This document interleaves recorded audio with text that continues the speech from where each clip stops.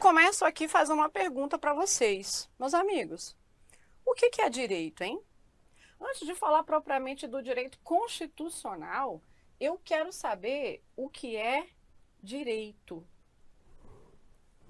Então, direito, a gente pode conceituar a partir de diferentes perspectivas, tá? A palavra, a expressão direito. E eu escolhi duas para o contexto aqui da nossa matéria. Na perspectiva do direito natural, direito é a compreensão de ser, ter, fazer, estar, sentir. Isso seria, na perspectiva do direito natural, ou de uma concepção justnaturalista, uma primeira ideia da palavra direito. Direito é algo inerente ao homem, próprio da condição humana, que não depende de leis. Então, essa é uma primeira análise da palavra direito. Olha só, então todo mundo tem essa percepção particular, né? Aquilo que você acha que é direito, aquilo que você acha que pode ter, ou onde você pode estar, aquilo que você pode fazer, conforme você pode sentir, falar, se posicionar, guardando a sua consciência, guardando os seus relacionamentos sociais, é uma percepção de homem, algo inerente à nossa condição de ser humano.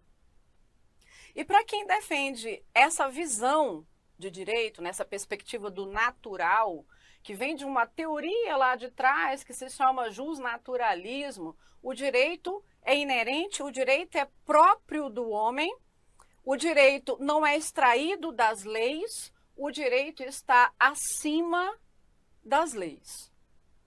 Então, por exemplo, nessa perspectiva, para que eu tenha acesso à alimentação, não é necessário ter uma lei que me diga assim, Nelma tem direito à alimentação. Não, a minha condição humana é suficiente para garantir a titularidade do direito à alimentação. Ah, liberdade de locomoção. Não preciso ter uma lei que me diga que Nelma tem o direito de ir e vir ou estar onde ela quiser. O fato de Nelma ser pessoa humana já seria, então, bastante para garantir a liberdade de locomoção. E todas as leis que podem eventualmente surgir no meio de um povo estão sujeitas a essa ideia do natural. O natural do homem, o próprio da condição humana. É um tipo de conceito. Não despreze absolutamente nada do que eu disser. Se eu estou trabalhando como base, vocês vão ver daqui a pouco que eu vou precisar dessa base. E um entendimento de direito natural e de direito positivo vai ser fundamental para um assunto que a gente vai estudar lá na terceira aula, que é poder constituinte. Então aqui a gente está formando a base, vai anotando. Agora, pensa numa outra situação. Imagina o homem primitivo. O homem primitivo viveu muito tempo como nômade, né? Depois, por uma necessidade de sobrevivência, e sobretudo por conta de alimentação, quando o homem se viu na condição de ter que produzir o alimento para ele comer e sobreviver, o homem então começou a firmar mais moradia. Deixou aquela condição inicial de nômade e percebeu, não, eu tenho que plantar, eu tenho que colher. Qual que é o melhor lugar para eu plantar, para eu colher, para eu cuidar aqui do meu gado, para eu garantir o meu sustento? Ah, esse lugar aqui, porque esse lugar é bem servido de água, vai facilitar. Ah, então eu percebi isso, fiquei lá com o meu clã. Mas você e o seu clã também perceberam que aquele era o melhor espaço. E vocês também se instalaram lá. Agora perceba, nós dois estamos muito próximos uns dos outros. E nesse momento da história, os conflitos foram inevitáveis. Porque cada um tinha uma percepção do que podia fazer, do que podia ter, de onde podia estar, como podia se manifestar, e cada um numa língua, os conflitos começaram a surgir. E aí, esses conflitos eram resolvidos assim. Os clãs que tinham mais força e mais homens resolviam na força bruta mesmo, com estratégias de guerra, armamento e tal. Então, era assim. Com o passar do tempo, a gente percebeu que não dava mais para ser assim. Que era preciso sistematizar algumas regras de convivência, porque eu sozinha aqui, eu não vou mais conseguir me manter, me preservar. Eu vou precisar estar mesmo com você. A gente vai ter mesmo que dividir espaço geográfico. E agora, como que nós vamos fazer para estarmos juntos sem que a gente se destrua? Nesse momento da história, surgiu o que hoje a doutrina chama de direito positivo, que é uma sistematização, olha só. A gente precisa conviver. Então, nós temos que estabelecer algumas regras. Então, por exemplo, essas coisas aqui, para nós, serão permitidas. Essas outras coisas serão proibidas. Mas, Nelma, essas regras vêm da onde? Essas regras vêm de uma vontade coletiva. Vem da vontade da maioria dessas pessoas que agora foram forçadas a conviver. Aqui nós estamos formando uma sociedade. Então, nós vamos ter que estabelecer umas regras de convivência e essas regras vêm de uma vontade coletiva. Essas regras objetivam impedir que eu queira fazer valer a minha vontade individual. A vontade individual, a vontade egoísta, agora será então subjugada por essas regras coletivas, porque eu não vivo sozinha, eu vivo agora em sociedade. Então, nós combinamos que essas coisas são permitidas e essas aqui são proibidas. Mas beleza, e quem descumprir isso?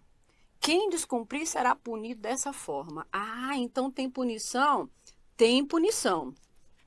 E quem vai aplicar a punição? Os representantes desse povo. Aqueles que foram, então, instituídos pelo próprio povo, que receberam o poder desse povo aqui majoritariamente, e eles é que vão, em nome da coletividade, aplicar as punições. Porque essas regras são coercitivas.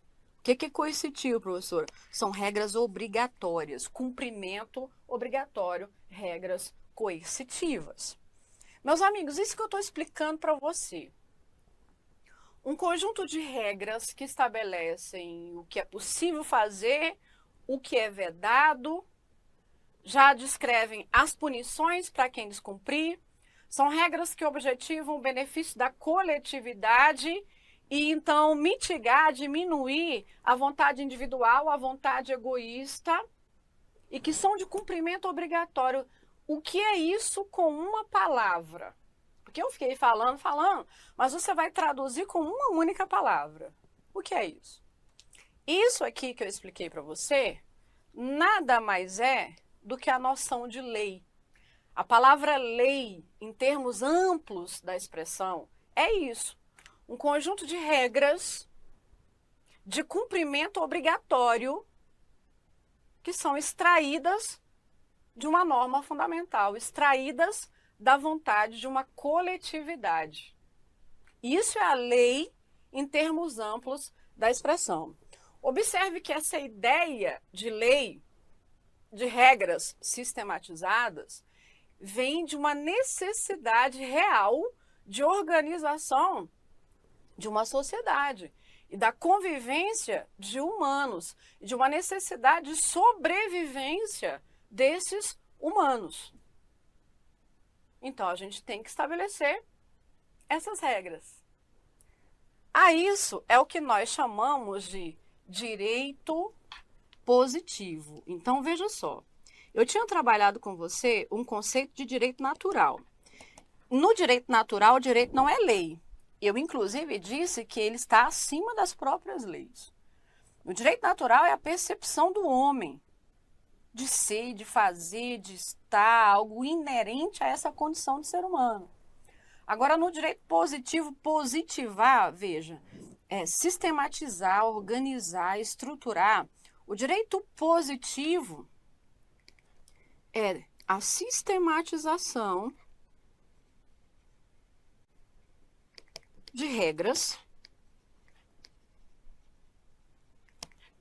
de cumprimento obrigatório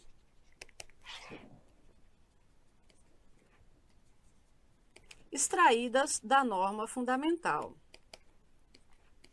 Professora, eu não entendi essa parte final que você falou.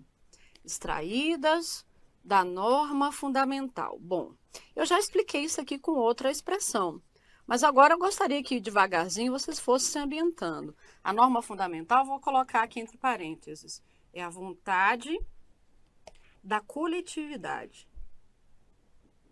Essa norma fundamental é a vontade da maioria, a necessidade coletiva, que ultrapassa a necessidade individual, a vontade, a percepção individual. Então, o direito positivo é isso, sistematização de regras de cumprimento obrigatório extraídas da norma fundamental, quer dizer, da vontade da coletividade. Eu vou traduzir. É a lei. Lei, em termos amplos da palavra lei. O que é isso? Regras de cumprimento obrigatório. Meus amigos, então eu trouxe para vocês os dois conceitos mais conhecidos da palavra direito. Eu preciso que vocês guardem isso. Eu vou precisar na terceira aula, quando a gente for estudar poder constituinte, tá certo? Mas de início, fica aqui então um alerta. No nosso curso, toda vez que eu utilizar com vocês a palavra direito, e quando vocês virem no PDF ou acharem nas questões de prova a palavra direito, eu quero que vocês apliquem, então, o conceito de direito positivo. Traduza direito como sendo a ideia ampla de lei, regra de cumprimento obrigatório que vem da vontade de uma coletividade. Isso é a palavra direito. Entendeu, tá se passando? Professor, eu entendi, anotei tudo, só não estou vendo a relevância disso. Você gastou minutos e minutos aí, professor, explicando. Então tá, então eu já te mostro a relevância do conceito. Veio o CESP e colocou um item mais ou menos assim. Salvo engano, foi numa das provas da ABIN. Avalie para mim, eu quero que você diga certo, que você diga errado ou vixe, tá bom?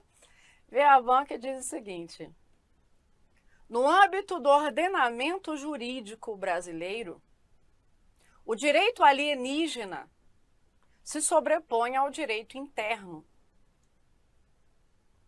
Certo, errado ou vixe. No âmbito do ordenamento jurídico brasileiro, o direito alienígena se sobrepõe ao direito interno. Certo? Erradíssimo. Isso é um absurdo que ele está falando. É um absurdo dos mais absurdos possíveis. Mas, às vezes, falta para a pessoa o conceito da palavra. Então, quando ele diz assim, no âmbito do ordenamento jurídico brasileiro, o que quer dizer ordenamento jurídico? Considerando, então, todas as leis em termos amplos também da expressão, existentes aqui no Brasil, é correto afirmar que o direito alienígena, o que é direito alienígena? Olha o que você vai inventar. Traduzir o direito como lei? Direito alienígena. Alienígena é algo externo. Então, ele está falando que no Brasil, as leis externas são maiores que o direito brasileiro, ou seja, direito-lei, que as leis brasileiras. Para você olhar e falar, mas o que é isso, gente? Claro que não, um absurdo. O Brasil tem a sua soberania, tem a sua autodeterminação. No Brasil, valem as leis brasileiras. Então, o item é absurdo, mas o que eu estou colocando aqui para você perceber a aplicação do conceito. Direito, lei, direito alienígena, leis externas, o direito de outros países, leis estrangeiras. Direito interno, leis brasileiras. Traduz assim como lei. Até achei também interessante um item, eu vou citar só como exemplo, mas são conceitos que a gente vai desenvolver melhor ao longo das aulas, mas só para você perceber como é importante conceituar. Foi CESP também. E ele falou que o Estado policial se coaduna com o Estado de Direito. Isso foi na prova do Supremo. Acho que foi analista. O Estado policial se coaduna com o Estado de Direito. Quê? Aí ele vem com esse conceito que talvez você nunca ouviu falar, mas a gente vai hoje falar brevemente dele. Mas ao longo do curso nós teremos o prazo de estudar com bastante detalhes quando for o momento cabível. Mas só para você pensar na aplicação do que eu disse. Ele está falando que o Estado policial se coaduna, quer dizer, é compatível com o Estado de Direito. Bom, você pode nunca ter ouvido falar na expressão Estado policial. Mas Estado de Direito. Direito você já sabe o que é. Direito é lei. Tá? Então, Estado de Direito, então traduz Estado de lei. O que é isso? É um Estado regido por leis. Leis também em termos amplos da expressão. Um Estado em que vale a lei. Um Estado em que só a lei cria obrigação de fazer ou de deixar de fazer. Então, o Estado de Direito é aquele que prevalecem as leis. Elas organizam toda a estrutura do Estado e o dia a dia das pessoas. Agora, a expressão Estado policial é exatamente contrária da expressão Estado de Direito. O Estado de Direito é aquele que vale a lei. E o Estado policial tem nada a ver com o poder de polícia, tá? Caso alguém tenha associado. É o antônimo do Estado de Direito. O Estado policial é aquele em que as instituições, as autoridades agem pela própria razão, pela própria consciência. É aquele que os indivíduos não agem segundo as leis, não se vinculam às leis, agem conforme as suas próprias convicções e vontade egoísta. Esse é o Estado policial, de policiar, de então cercear, é nesse sentido. E isso aqui, quando foi questionado pelo CESP, foi por conta de uma declaração que o ministro Gilmar Mendes havia dado à imprensa à época. Inclusive, o texto da declaração caiu na prova de língua portuguesa também, que quando é CESP, ele faz essa questão interdisciplinar, né? E ele colocou o trecho lá na prova de língua portuguesa também e perguntou o que significava aquela frase que o ministro utilizou. E foi o seguinte, foi num contexto em que a justiça mandou prender uma figura bastante conhecida aqui no meio político e com muitas posses. Então, ordem judicial de prisão dessa pessoa influente. Imediatamente essa pessoa impetrou um habeas corpus. Esse habeas corpus da competência do Supremo foi distribuído à noite. E à noite estava lá no tribunal o ministro de plantão, que era o ministro Gilmar Mendes, e ele deferiu a ordem habeas corpus, quer dizer, mandou soltar essa pessoa com a seguinte justificativa. Tinha a ordem de prisão, a prisão era preventiva, tinha a ordem de prisão, a pessoa sabia que seria presa, estava em casa esperando a polícia cumprir o mandado, junto com o advogado esperando. Quando a polícia chegou, essa pessoa voluntariamente desceu do prédio e se apresentou, mas aí essa pessoa foi algemada e humilhada na frente de todo mundo, a imprensa estava toda fazendo cobertura dessa pessoa que foi algemada e colocada, então, no carro lá da polícia, né? E o fundamento do habeas corpus foi esse, ofensa à dignidade da pessoa humana, pelo constrangimento, a pessoa não era perigosa, não precisaria ter sido algemada e tal. Foi assim. E aí o ministro mandou soltar por esse motivo. Quando ele mandou soltar, no outro dia foi um escândalo. Ah, mandou soltar porque algemou. Então, olha aí, será que esse ministro também não está nesse esquema, no mesmo esquema que está sendo investigado? Vocês lembram desse fato? E foi um escândalo. Bom, tempos depois, a segurança do STF, fazendo a varredura, que de tempo em tempo eles fazem a varredura no sistema, lá no tribunal, e aí eles acharam grampo. Grampo nos telefones fixos do STF e na presidência do STF. E o presidente era o Gilmar Mendes, à época. Então acharam lá o grampo.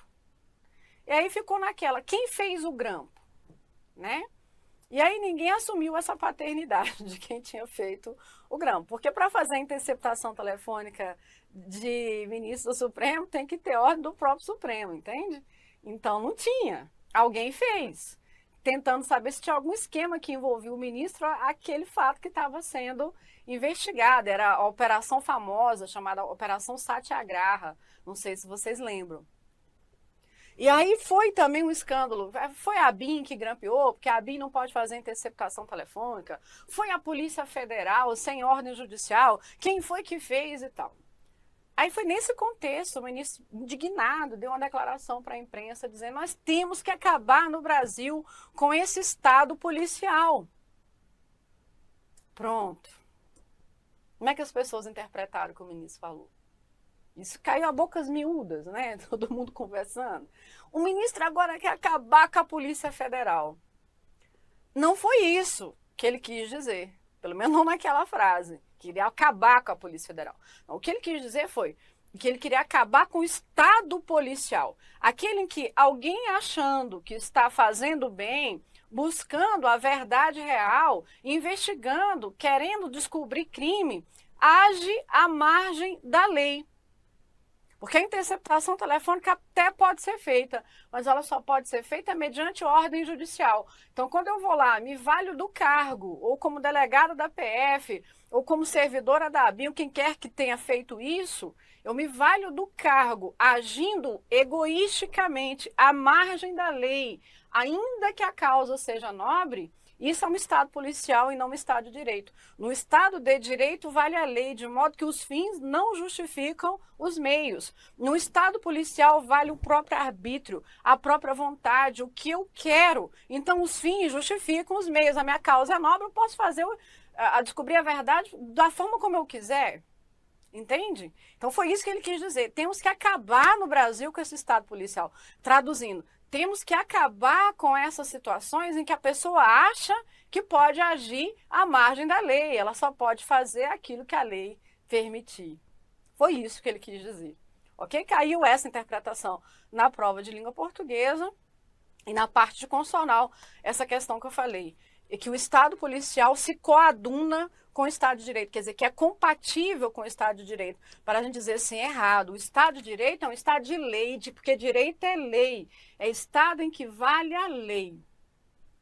Começaram a entender? Maravilha, então. Então, resumindo essa primeira parte. Ouviu o direito, o que é direito? Lei. Que lei, pessoal? Lei em termos amplos. Regras extraídas de uma coletividade coercitivas, obrigatórias. Certinho? Maravilha. Então, caminhando um pouquinho mais, já que nós já aprendemos o que é direito. Agora nós vamos pensar assim. O que é o direito constitucional? Direito você já sabe. Mas constitucional vem de quê? Agora você pensa na expressão. Ó. Constitucional vem de constituir, né? Constituir, dar origem.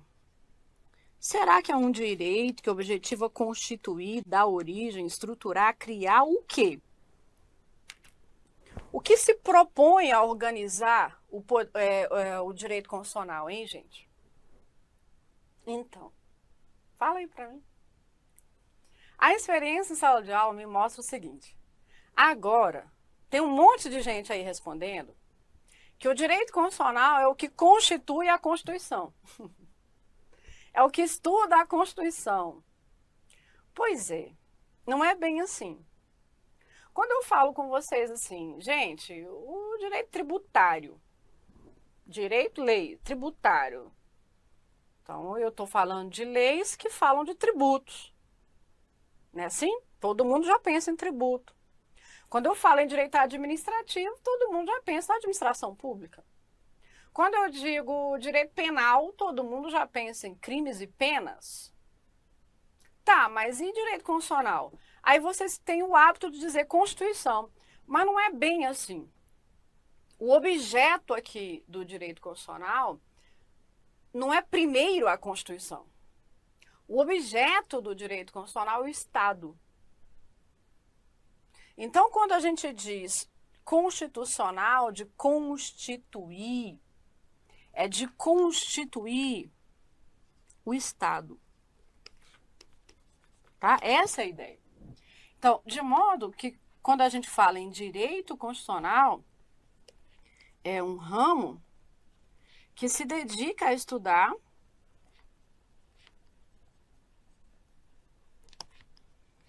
as normas que estruturam o Estado.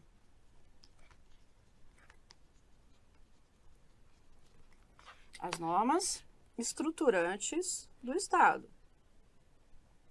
Então, o nosso objeto de estudo aqui não é propriamente a Constituição. O objeto de estudo aqui é o Estado, tá? Agora é o seguinte, quando a gente fala de direito, e eu escrevo assim, ramo do direito, será que você entende o que eu quero dizer com isso, com ramo do direito? E quais são os outros ramos, professora, que o direito tem? Aí você fala assim, direito administrativo, penal, processual penal, eleitoral, mas ramo vem do quê? Então, quando a gente fala em direito, é possível fazer a seguinte classificação. E é uma classificação meramente didática, tá? Metodológica, didática. O direito, ele pode ser classificado em público, mas ele pode ser classificado também em direito, você já sabe, lei, tá sempre traduzindo aí, né? Em direito privado. Friso que essa classificação que eu estou colocando é apenas didática, metodológica. Porque na doutrina, quem classifica sim público e privado é o mais comum.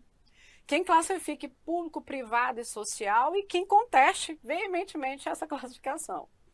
E que defenda que o direito é uno, indivisível, e que não tem isso de classificar no público, privado e tal. Então, assim, não tem consenso sobre o assunto, mas é uma escolha minha por conta do nosso objetivo de fazer concurso. E na prática, a gente trabalha com essa divisão. Você é advogado em que área? Não, direito público. Paulo Souza, você é advogado em que área? Direito privado. Né? Bom, muito bem. O que é a ideia de direito, lei, direito público? Público de todos, da coletividade. Quando o direito é público, nós temos a seguinte relação entre o Estado e o indivíduo. Aqui o Estado, aqui os indivíduos. Ó. Os indivíduos, comparados uns aos outros, estão em condição de igualdade. O Estado, em relação aos indivíduos, age com supremacia.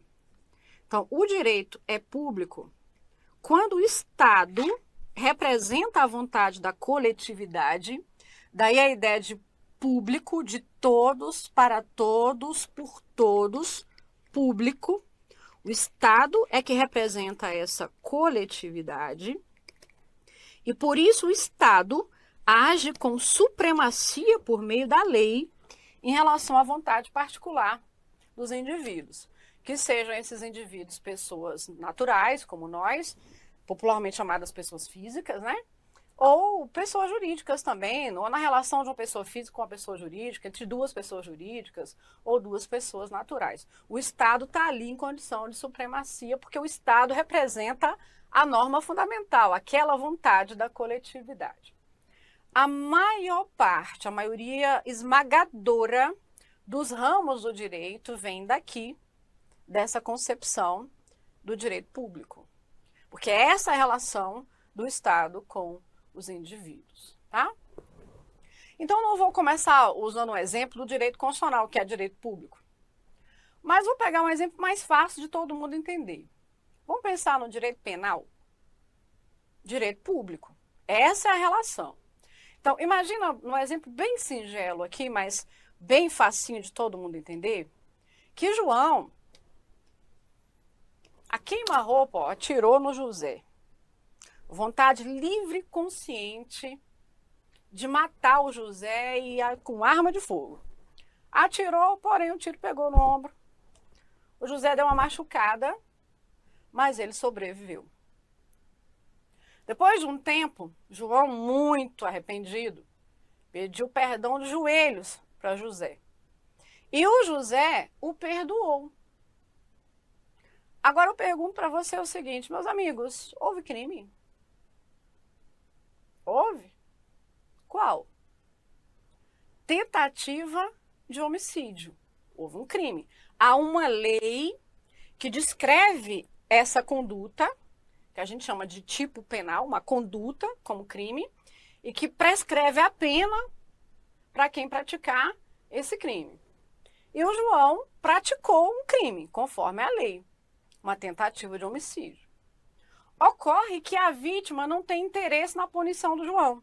A vítima já perdoou o João. Então eu pergunto a você, o Estado acusará o João, processará, poderá condenar e aplicar pena?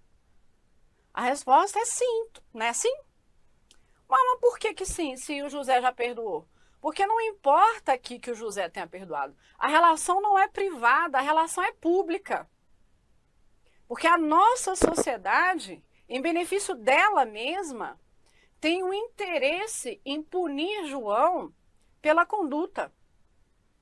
Porque ele infringiu uma regra que nós estabelecemos, que é coletiva, que esmaga essa vontade individual egoísta, e a gente quer dar estabilidade à nossa própria sociedade para que outras pessoas não se sintam motivadas a fazerem as mesmas coisas. Então a gente quer que o João seja, sim, processado, julgado, e comprovada a culpa dele, condenado e punido. Representando essa vontade coletiva é que vem o Estado. Por isso o Estado age com supremacia. Deu para você entender essa relação aí? Foi por isso, aqui agora cai na prova. Anote o exemplo. O primeiro exemplo era só para você entender. Agora na prova de constitucional, que já caiu. Foi por conta dessa relação aqui, meus amigos, que o Supremo Tribunal Federal entendeu que os crimes que estão enquadrados na Lei Maria da Penha são de ação penal pública incondicionada. Que isso, professora? Traduz. Para o Estado agir, independe da vontade da vítima. Então, por várias questões sociais, que a gente não vai entrar aqui no mérito da discussão, eu quero só que você pegue o exemplo, para você saber que o que eu estou falando tem uma razão de ser, de eu estar falando.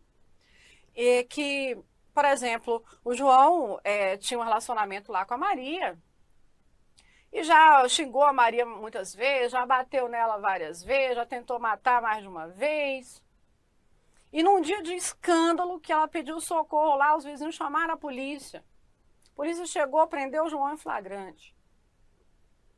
Maria foi à delegacia aos prantos, ao ver o João preso. E disse assim, não, a gente estava só brigando, mas ele não me bateu não, ele não tentou me matar não. Não, mas ouviram gritos, pedidos de socorro, você está toda machucada. Não, mas eu me bati sozinha na parede, caiu no chão sozinha, eu o amo, a gente se ama. Eu provoquei. Não é assim que acontece, infelizmente, em muitos casos, salvo exceções.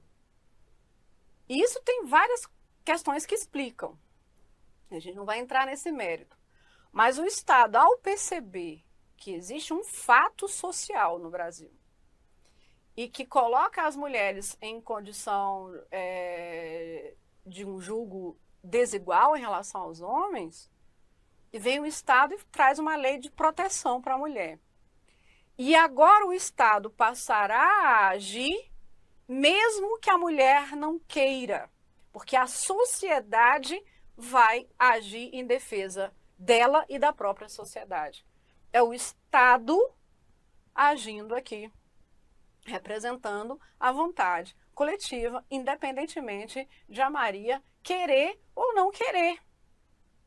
Por isso vem a banca e fala da decisão do Supremo. E foi essa a decisão do Supremo. Porque na prática, embora a lei dissesse tratasse de ação penal pública incondicionada, na prática, o juiz ali no caso concreto, até o Ministério Público também fala, poxa, mas o que o Estado vai processar o João aqui se a Maria tá doida para ficar com o João lá, os dois se beijando? quando não se beija na própria delegacia. É verdade? Acontece por mil motivos. A gente não vai entrar na discussão sociológica. Nós estamos falando só do fato jurídico. Então, aí o juiz ele fala assim, mas aí não vou punir. O que o Estado vai punir se a própria vítima, Maria, quer ficar com ele?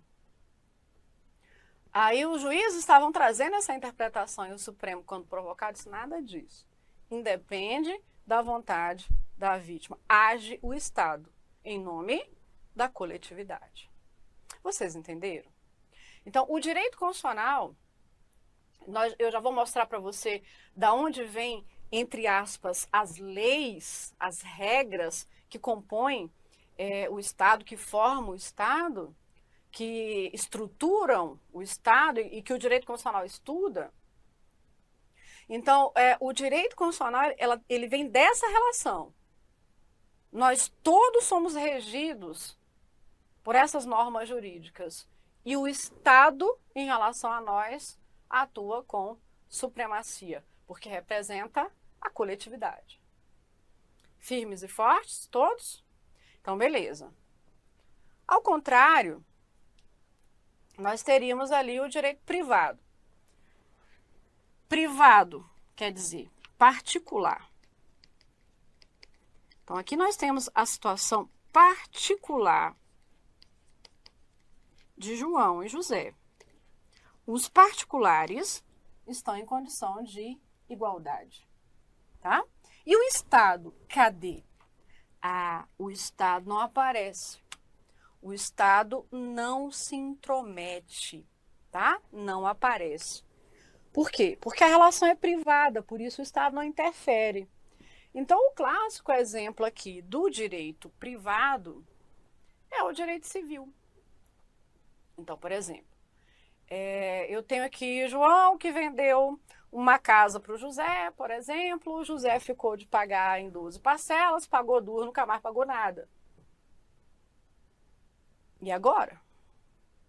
E agora que a gente olha e fala, poxa, coitado do João, tadinho, olha lá, o José tá dando calote, ó, não tá pagando a dívida. Mas é assim, eu me sensibilizo, mas o problema é dele. Ele que quis vender, ele que quis parcelar, ele que desocupou a casa antes, não deveria ter feito isso. Tem o dom, mas o problema é dele. Então, essa situação. E o Estado vai fazer o que aí? Nada. Não vai se intrometer. Problema deles. Professora, não é assim não, professora. Olha que o João vai contratar o advogado e vai lá acionar o Poder Judiciário e vai buscar a ajuda do Estado. E o Estado vai mandar o José pagar. O João tem meios de ressarcimento da dívida. Eu sei, você tem razão, mas o que você está me dizendo é que agora o João procurou a ajuda do Estado. E agora o Estado, uma vez chamado, ele vai resolver aquela questão a partir das leis que tratam desse tema. Mas se o Estado não for chamado a participar, o Estado permanecerá inerte. Então, o direito privado é assim, a relação é particular e o Estado não se intromete. O Estado só participa da relação quando ele é chamado pelas partes a resolver o problema. Se ele não for chamado, ele não participará, porque não é do interesse meu e nem seu o envolvimento na questão. Agora, se a pessoa pedir ajuda, aí beleza, para fazer valer as leis que nós já estabelecemos, o Estado agirá. Aí você tem o direito civil, o direito empresarial, alguns autores ainda classificam o direito do trabalho, mas já não tem consenso em relação a isso, tá? Então, eu só preciso que você tenha uma ideia de público e de privado. Embora, pela última vez eu diga que na doutrina tem uma certa discórdia em relação a isso. E aos que falam em direito uno, indivisível, até por conta que o direito privado também ele é norteado pela Constituição, conforme nós vamos estudar ao longo do curso, tá? Mas a ideia mais comum, mais didática, mais acadêmica é essa daqui e é aquela que vem refletida nas provas. Você entendeu?